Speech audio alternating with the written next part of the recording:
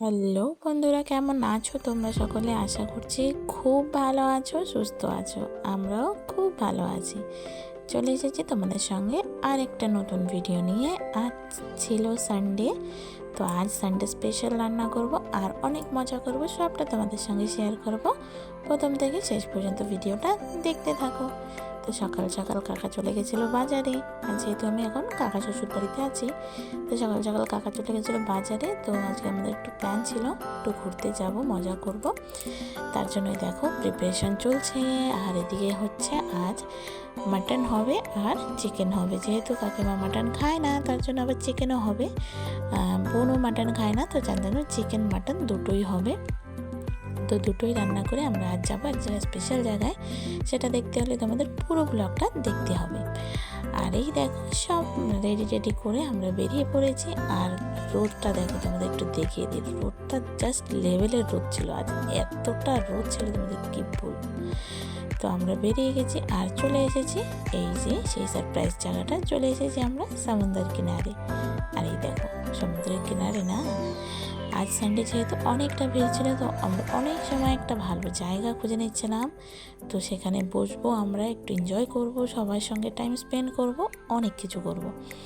তো আর যেহেতু জায়গা আজ খুঁজতে একটু সময় লাগবে, কারণ কি আজকে সানডে, তো সব সানডের দিনে সমুদ্রের পাড় প্রায় ভরা থাকে।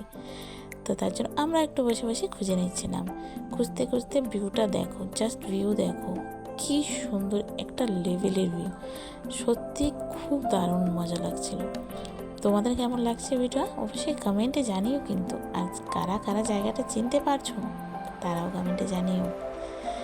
আর এই দেখো অনেক সময় জায়গা খোঁজার পরে আমরা বসে গেছি এক জায়গায়। আমরা সঙ্গে নিয়ে গেছিলাম চাটাই আর সব সামগ্রী, রান্না করে সব কিছু নিয়ে গেছিলাম, যে আমরা আজ সমুদ্রের পাড়ে বসে খাবো আর একটু এনজয় করব। তো দেখো সব কিছু নিয়ে অনেক সময় ঘোরাফেরা করার পর আমাদের সময় হয়ে গেছে প্রায় 1টা বাজছিল। তো ভাবলাম এখন একটু খাওয়া দাওয়া করে নিই, তারপর আবার এনজয় হবে।